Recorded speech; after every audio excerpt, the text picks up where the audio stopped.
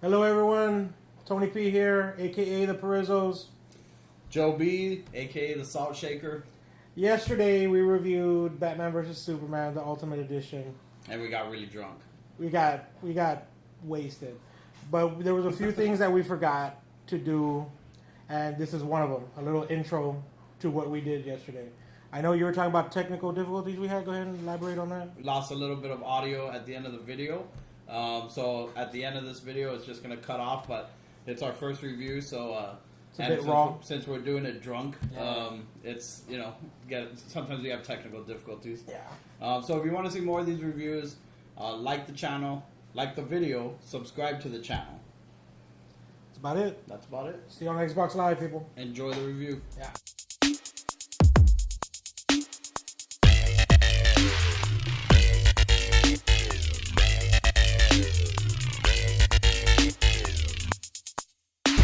I saw Batman vs Superman. I saw it in the theater. I was hyped up. I've been hyped up since the beginning. I loved it. Honestly, when I saw it, I loved it. I thought it was a great movie. But I also understood that there was a lot wrong with the movie. Yeah. Now you've had an opportunity to see the movie. One drunk. Okay. We got pretty drunk watching it. But also you're watching the Ultimate Edition.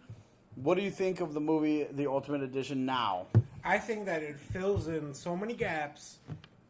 It also makes you understand what Superman's going through or what Batman is about to go through. Now, I say Superman because like there are certain aspects of the Ultimate Edition that don't come out in the regular edition. You know? Well, the chick, the girl who was at the Senate hearing, the one from the beginning of the movie, she's Yes. talking about how Superman destroyed her family, killed her mom and her dad. And in this film, there's a crucial plot element that is removed from the movie, Yes. and that crucial plot element is the fact that she's lying. She's paid Yes, off yes. to actually say what she's Yeah. saying at the beginning of the movie. So it's more like they took away from, I think, maybe Lex Luthor's aspect to where like how he's far reaching, to where like he's making Superman look like this bad guy, Right. Yeah. But he's not really. Obviously, we know that as the audience.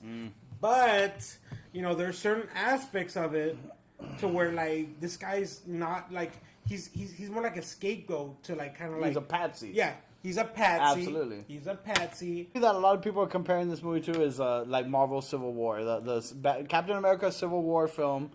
Okay, I like that movie. Yeah, I watched it. It was fun. It was a good movie. Yeah, it was a fun exciting. movie. Yeah, Right, it was a fun movie. It was a fun movie. But it had no fucking balls. Yeah, it had no fucking And balls. you are right, and I think I liked Civil War. I thought it was a pretty good movie.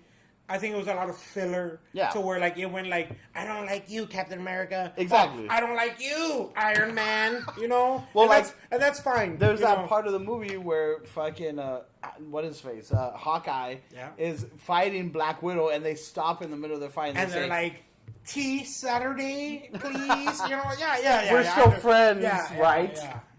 Superman is not intended to be this charming, charismatic character.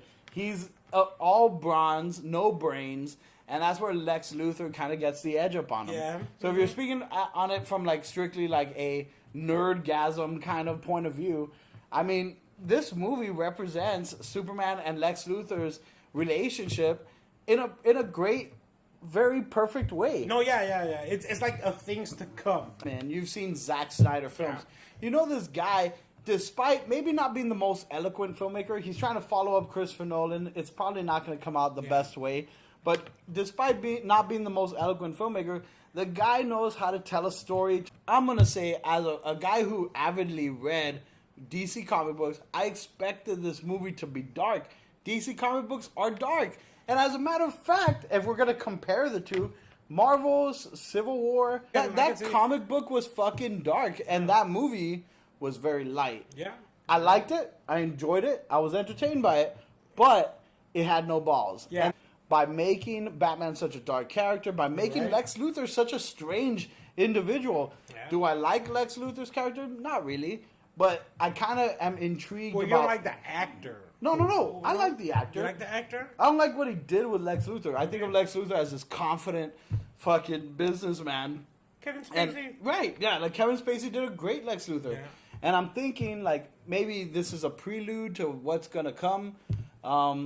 And I think as a setup for the Justice League or future DC movies, it's going to be fucking cool. I'm hope interested. he turns it around. Okay. I hope he turns it around because to me he was lacking. Like Luthor, he was just like a millennial Sniveling weasel. Yeah, a sniveling weasel that I have like nothing in common with. Maybe I'm thinking I've seen the Ultimate Edition. I can see other aspects of it. Maybe watching it. I don't know if it's like I'm drunk or maybe Joe is with me. No, I mean, honestly, Yeah. let's not beat around the bush. No, yeah. This We is are. drunk- We are. This is drunk reviews. Yeah. So, I mean, being drunk Yeah. kind of skews the pendulum a little Yeah. bit. I would have to say number 4.